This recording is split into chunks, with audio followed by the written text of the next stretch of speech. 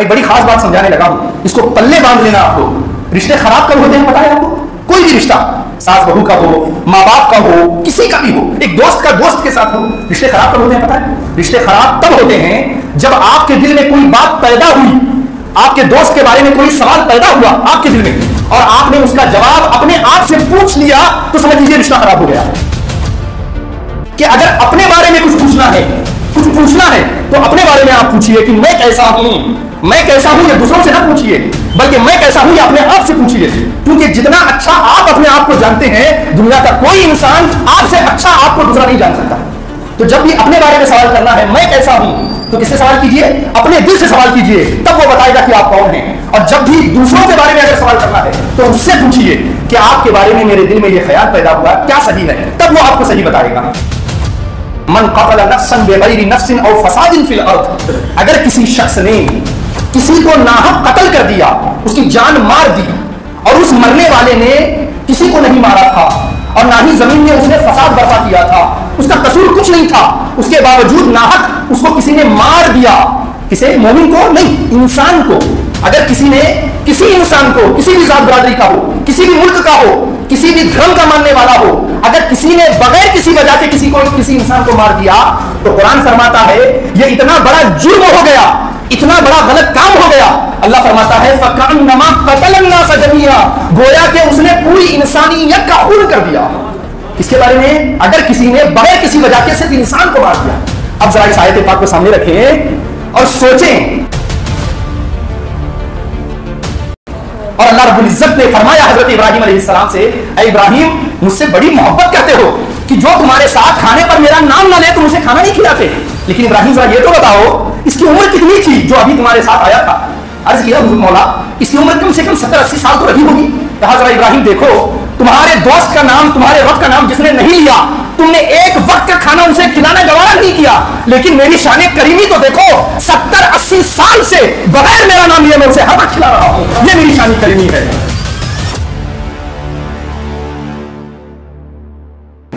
پچھلے جمعۃ المبارک میں ہمارے خطاب کا عنوان اور موضوع جو چل رہا تھا وہ اسلام میں انسانیت کا احترام، اس حوالے سے چل رہا ہے. آج بھی انشاءاللہ العزیز اسی موضوع پر ہم اپنی گفتگو کو جاری رکھیں گے، اسلام میں انسانیت کا احترام.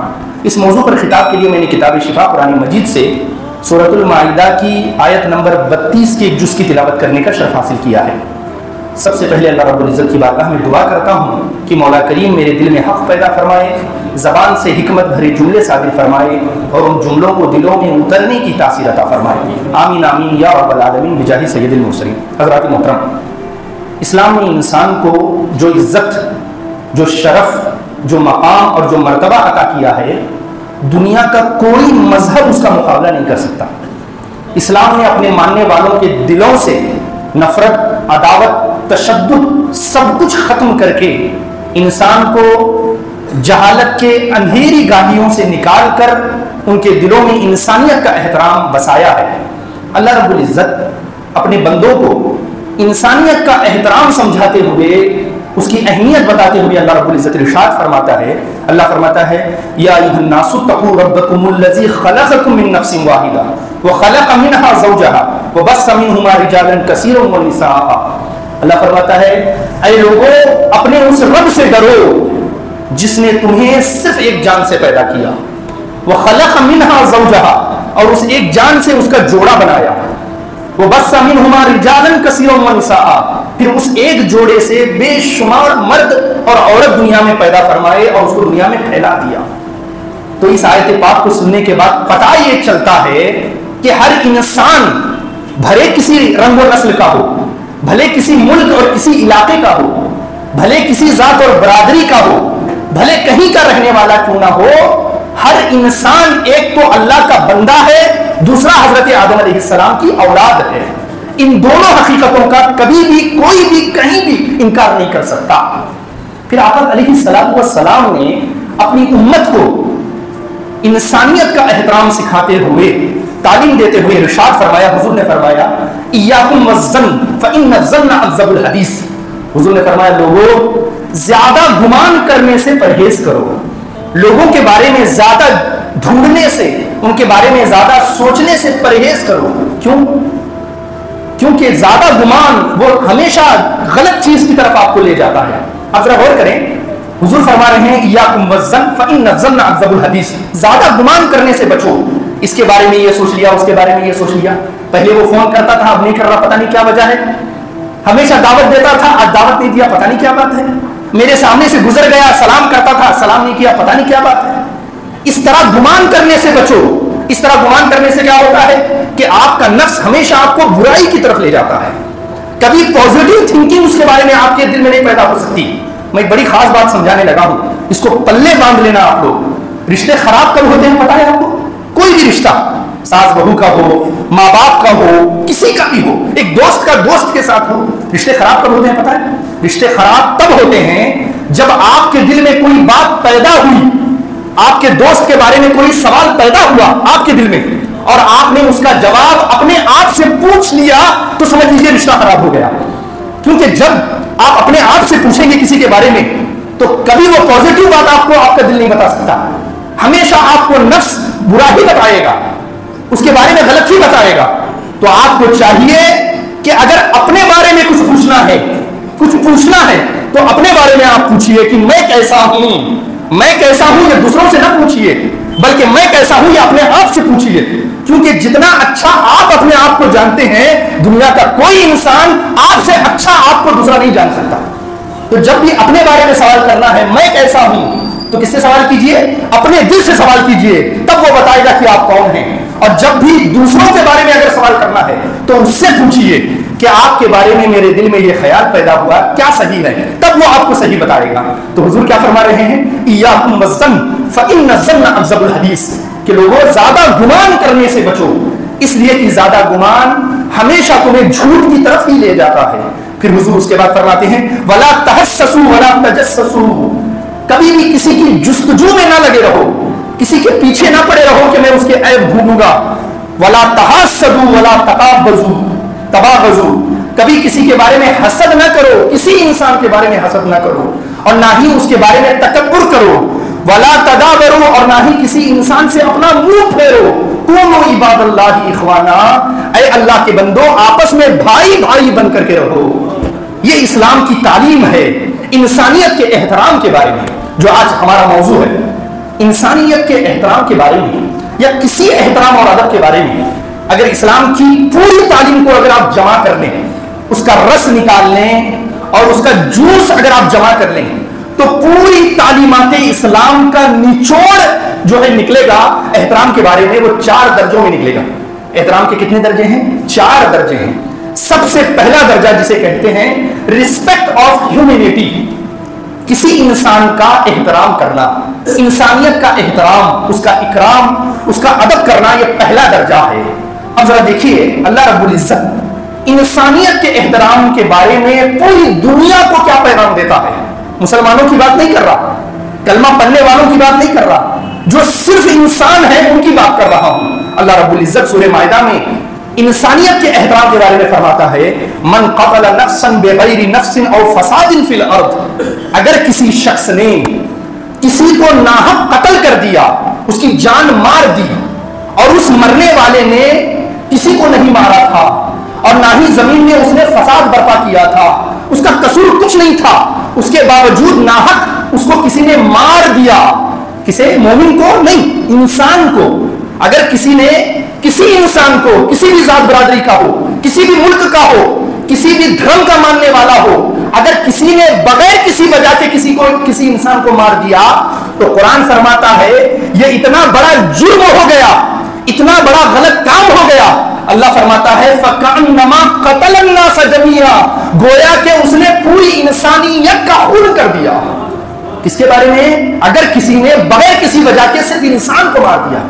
اب ذرا اس آیت پاک کو سامنے رکھیں اور سوچیں, جس قرآن کی دنیا بات کر رہی ہے کہ یہ قرآن پڑھنے سے دل سخت ہوتا ہے, یہ قرآن پڑھنے سے اندر دہشت پیدا ہوتی ہے, یہ قرآن پڑھنے سے آدمی ٹیررسٹ بنتا ہے, اس کے اندر جو ہے آتنکواد جنم لیتا ہے, ان آیتوں کو پڑھنے کے بعد کیا کبھی کسی کا دل سخت ہو سکتا ہے؟ کیا کسی کے اندر کبھی آتنکواد جنم لے سکتا ہے؟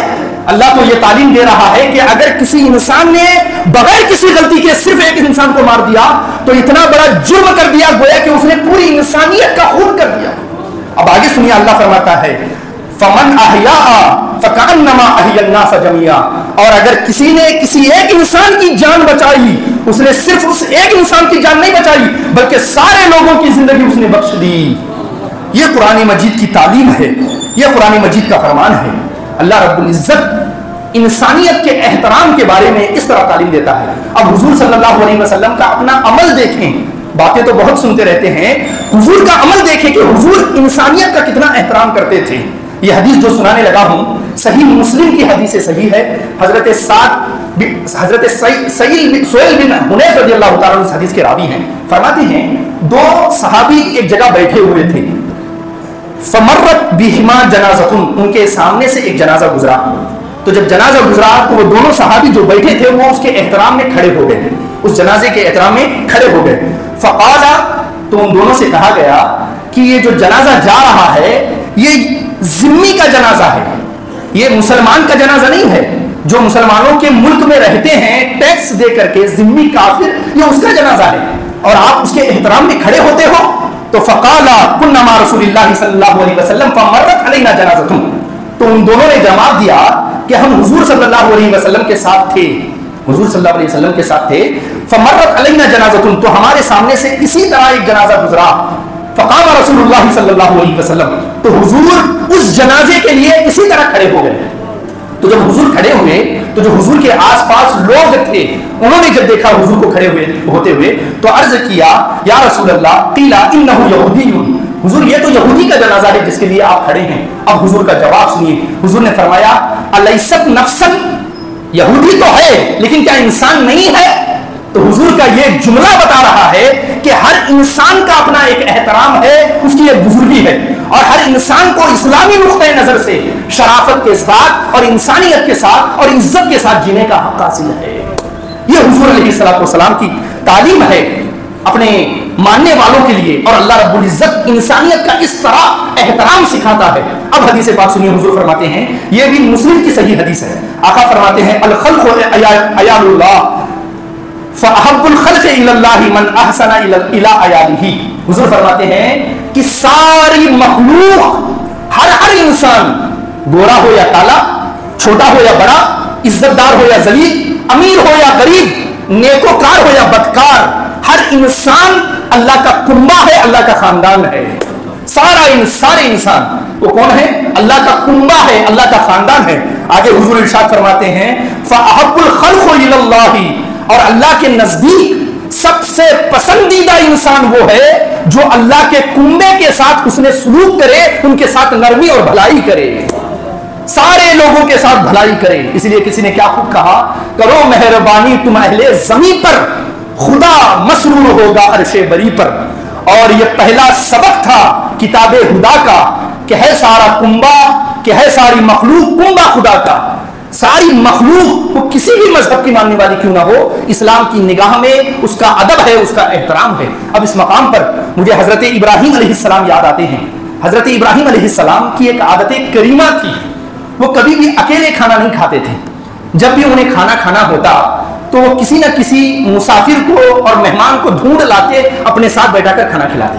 اس کا ایک تو فائدہ یہ ہے کہ اللہ رب العزت رزق میں برکت عطا فرماتا ہے مہمان کی برکت سے, اور دوسرا فائدہ یہ ہے کہ آپ جو کچھ کھا رہے ہیں اس کا اللہ کے یہاں حساب دینا ہوگا کہ آپ نے کیا کھایا ہے. لیکن اگر مہمان کے ساتھ کھائیں گے تو کتنے پکوان آپ کھا لیجئے, اللہ اس کا حساب نہیں لے گا. یہ مہمان کی برکت ہے. تو حضرت ابراہیم علیہ السلام کی عادت کریمہ تھی, وہ ہمیشہ کسی مہمان کو ساتھ لے کر کھانا کھاتے.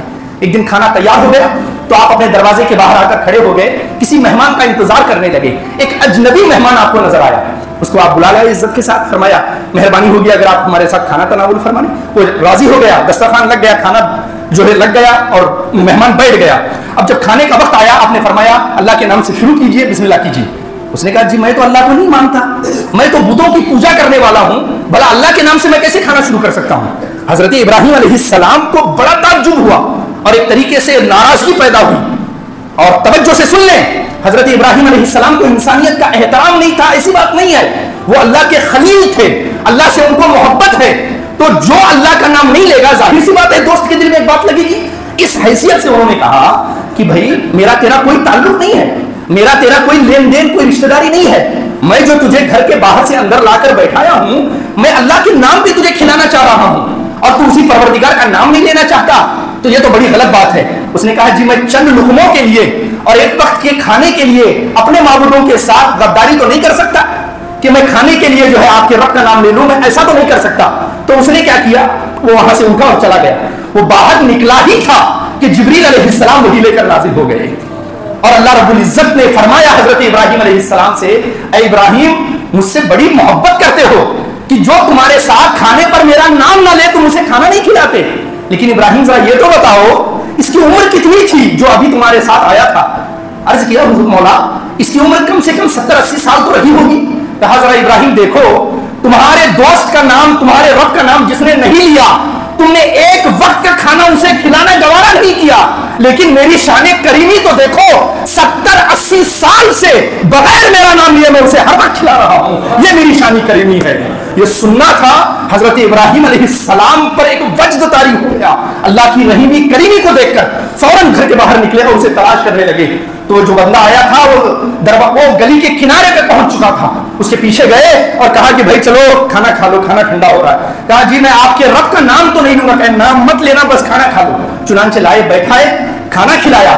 جب کھانا کھا چکے تو اس شخص نے سوال کیا کہ حضرت بات سمجھ میں نہیں آئی، ابھی تک تو بڑا ہائپر آپ تھے، بڑے جلال میں تھے، اب بغیر کسی وجہ کے چند لمحوں میں اتنا بڑا انقلاب کیسے آیا؟ تو حضرت ابراہیم علیہ السلام نے فرمایا کہ جس رب کا تو نام لینے سے انکار کر رہا تھا اسی رب نے مجھے ابھی بتایا ہے کہ جب میں اپنے بندے کو 70-80 سال تک بغیر میرا نام لیے کھلا سکتا ہوں تو پھر تمہیں ایک وقت نام لیے بغیر کیوں نہیں کھلا سکتے؟ اس لیے میں نے تجھے بلایا. اتنا سننا تھا. اب اس کے دل کی بھی کایا بدل گئی. اسے بھی سمجھ میں آ گیا کہ جو رب بغیر نام لیے 70-80 سال کھلا سکتا ہے، اگر اس کا نام لے لیا جائے تو وہ کتنی رحمتیں نازل فرمائے گا. تو فرمایا پڑھائیے اپنے رب کا کلمہ اور بنا لیجیے مجھے اس کا. تو وہ مسلمان ہو گیا. تو عرض یہ کرنا چاہ رہا تھا کہ اسلام میں انسانیت کا کس طرح احترام ہے، کتنا احترام ہے. اور مسلم کی حدیث پاک سنانے لگا ہوں. انسانیت کا کتنا رب کی نگاہ میں احترام ہے آپ کو اس سے اندازہ ہو جائے گا. قیامت کا دن ہوگا اور یہ حدیث قدسی ہے. حدیث قدسی اس حدیث کو کہتے ہیں جس کو زبان مصطفیٰ کی بیان کرتی ہے لیکن وہ کلام رب کا ہوتا ہے. یعنی قیامت کے دن خود اللہ ایک شخص سے پوچھے گا. کیا پوچھے گا؟ اللہ فرمائے گا ایک شخص کو کھڑا کر کے قیامت کے دن کہ اے میرے بندے میں بیمار تھا، تو میری عیادت کے لیے نہیں آیا؟ اب وہ شخص بڑی حیرت سے پوچھے گا کہ مولا تو کیسے بیمار ہو سکتا ہے؟ تو سارے بیماروں کو شفا دینے والا ہے، سارے بیماروں کو تیرے در سے شفا کی خیرات ملتی ہے، تو الشافی ہے، بھلا میں تیری عیادت کے لیے کیسے آ سکتا تھا؟ تو کہاں بیمار ہو سکتا ہے؟ تو اللہ فرمائے گا کہ تیرے قریب میں ایک شخص بیمار تھا، اگر تو عیادت کو اس کے پاس آتا تو مجھے وہی پاتا. ذرا احترام انسانیت آپ دیکھیں. پھر اللہ اسی حدیث میں فرماتا ہے اے بندے میں بھوکا تھا، تو نے مجھے کھانا نہیں کھلایا. وہ بندہ بڑی حیرت سے کہے گا مولا تو پروردگار عالم ہے، سارے عالم کو پالنے والا ہے، بھلا میں تجھے کیسے کھلا سکتا ہوں؟ اللہ فرمائے گا کہ فلاں شخص بھوکا تھا اور تجھ سے وہ کھانا مانگ رہا تھا، تو نے نہیں کھلایا. اگر تو اس شخص کو کھانا کھلا دیتا تو مجھے تو اس کے پاس پاتا. تو آپ ذرا دیکھ لیں اسلام کس طرح احترام سکھاتا ہے، کس طرح اللہ کے بندوں سے رشتہ ایک دوسرے کا جوڑتا ہے اور کس طرح ہمدردی اسلام پیدا کرتا ہے. یہ باتیں خود سننے کی بھی ہیں، دوسروں تک پہنچانے کی ہیں، اور صرف زبانی طور پہ نہیں عمل کر کے دکھانے کی ہے، ورنہ قیامت میں بہت پکڑ ہونے والی ہے. آقا کریم علیہ السلام ارشاد فرماتے ہیں، ذرا اس حدیث پاک کو سنیں. حضور فرماتے ہیں الا من ظلم معاہدن، حضور فرماتے ہیں اگر کسی شخص نے کسی معاہد کو، یعنی جو اسلامی کنٹری میں ٹیکس دے کر کے کوئی کافر رہتا ہے یا ہمارے ہاتھ کے نیچے کام کرنے والا ہے، اگر کسی نے اس کے ساتھ ظلم کر دیا، ناحق اس کو ستایا، اس کے ساتھ ظلم کر دیا، اور ان تقصا او کلفہ فوق طاقتہ، اور اگر اس کے اوپر اس کی طاقت سے زیادہ اس پر بوجھ ڈال دیا، اور اس کے بعد آقا فرماتے ہیں او اخذ منہ شیئا بغیر طیب نفس، اور طاقت کی بنیاد پر بغیر اس کی مرضی کے اس کی چیز زبردستی لے لی، تو آقا فرماتے ہیں فانا حجیجہ یوم القیامت، تو قیامت کے دن उस शख्स की तरफ से वकील बनकर मैं तुम्हारे सामने खड़ा होऊंगा और उसका सामान तुमसे लेकर उसे लौटाऊंगा। ये हुजूर फरमा रहे हैं किसके बारे में? सिर्फ मुसलमान के बारे में नहीं, जो काफिर मुसलमानों के अंडर में रहते हैं, हाथ के नीचे काम करते हैं, मातहत होते हैं, अगर किसी ने उनका हक मारा, उनको तकलीफ दी, उनकी कोई चीज जबरदस्ती ले ली, तो आका फरमाते हैं क़यामत के दिन मैं उसका वकील बनकर तुमसे वो चीज लेकर दूंगा। अब जरा दिल पे हाथ रख करके ठंडे दिल से सोचने की जरूरत है, जब आका वो चीज लेकर उसे लौटाएंगे तो हम में से कितने लोग हैं जो कब्र में जो है प्रॉपर्टी के कागजात लेकर जाने वाले हैं? हम में से कितने लोग हैं जो कब्र में मालो दौलत लेके जाने वाले हैं? जब आका पूछेंगे तो हम उन्हें देंगे। हम तो खाली आज जाने वाले हैं। अगर आका किसी दुश्मन के सामने से खड़े हो गए और उसके वकील बनकर उन्होंने हमसे सवाल कर लिया, तो बताइए हमारे पास कोई जवाब होगा? इसलिए हमें चाहिए कि हम अल्लाह के बंदों का हक अदा करें, उनके साथ नरमी और भलाई करने की कोशिश करें। हजरत बायजीद बुस्तामी रज़ी अल्लाह ताला अन्हु हैं, अकाबिर औलिया में से, हजरत इब्राहिम बिन अदहम अकाबिर औलिया में से इनका नाम आता है। एक दिन सो रहे हैं, ख्वाब में एक फरिश्ते को देखते हैं, बड़ा नूरानी फरिश्ता है, नूरानी चेहरे वाला। वो फरिश्ता कुछ लिख रहा है, तवज्जो से सुनना। हजरत इब्राहिम बिन अदहम ने पूछा कि हुजूर क्या लिख रहे हैं, आप क्या लिख रहे हैं? तो उस फरिश्ते ने जवाब दिया, उन लोगों का नाम लिख रहा हूं जो अल्लाह से मोहब्बत करते हैं, उनका नाम लिख रहा हूं। तो हजरत पैदा हुई और पूछा जरा देखिए मेरा नाम है रजिस्टर में, आपने लिखा है? तो उन्होंने रजिस्टर पलटा पलटा के देखा तो हजरत इब्राहिम बिन अदहम का नाम नहीं मिला। तो उन्होंने सर हिलाकर कहा नहीं तुम्हारा नाम तो नहीं है। बड़ा अफसोस हुआ। फिर अर्ज किया कि अच्छा मेरा नाम अल्लाह से मोहब्बत करने वालों में नहीं है तो कम से कम अल्लाह के बंदों से मोहब्बत करने वालों में मेरा नाम लिख लो। अल्लाह के बंदों से मोहब्बत करने वालों में मेरा नाम लिख लो कि ये इब्राहिम बिन अदहम अल्लाह के बंदों से मोहब्बत करता है। वो फरिश्ता गायब हो गया। कुछ दिन गुजरे, दोबारा वही फरिश्ता ख्वाब में आया और उसी तरह कुछ लिख रहा है। हजरत इब्राहिम बिन अदहम ने तड़प कर फिर पूछा कि आज आप क्या लिख रहे हो? तो फरिश्ते ने जवाब दिया आज उनका नाम लिख रहा हूं जिनसे खुद अल्लाह मोहब्बत करता है। पहले तो उनका नाम लिख रहा था जो अल्लाह से मोहब्बत करते हैं, आज उनका नाम लिख रहा हूं जिनसे खुद अल्लाह मोहब्बत करता है। बड़ी हसरत से पूछा जरा देखो मेरा नाम भी है। उसने पूरा रजिस्टर उठाकर हजरत इब्राहिम को दे दिया, अदहम को दे दिया। उन्होंने जब पलटा कर देखा तो सबसे पहला नाम हजरत इब्राहिम बिन अदहम का था। हैरत हो गई, कहा कि कल तो मेरा नाम अल्लाह से मोहब्बत करने वालों में नहीं लिखा था, आज ये कैसा इनकलाब आ गया कि खुद अल्लाह मुझसे मोहब्बत करता है। तो फरिश्ते ने जवाब दिया जब से तू अल्लाह के बंदों से मोहब्बत करने लगा है अल्लाह ने तेरा नाम अपने मोहब्बत करने वालों में लिख दिया। तो ये है मकाम कि जो बंदा अल्लाह के बंदों से मोहब्बत करता है, उनका एहतराम करता है, उनका इकराम करता है, अल्लाह रब्बुल इज्जत खुद जिनसे मोहब्बत करता है उनके रजिस्टर में उनका नाम लिख देता है। यह है एहतराम इंसानियत। आखिरी हदीस सुनाकर अपनी गुफ्तगू को खत्म करता हूं। हुजूर अलैहिस्सलातु वस्सलाम इरशाद फरमाते हैं, बड़े तवज्जो से हदीस पाक सुनना। हुजूर फरमाते हैं लन तुमिनु हत्ता तराहमू, क्या है मेरे सहाबा तुम उस वक्त तक ईमान वाले नहीं बन सकते जब तक तुम रहम करने वाले ना बन जाओ। तुम उस वक्त तक कामिल ईमान वाले नहीं बन सकते जब तक तुम्हारे अंदर अल्लाह की मखलूक का रहम ना पैदा हो जाए। फ़क़ालू या रसूल अल्लाह कुल्लना रहीमुन, हुजूर आपके सोहबत की बरकत है, हमें का हर शख्स रहम करने वाला है, हमें से हर शख्स एक दूसरे पर रहम करता है।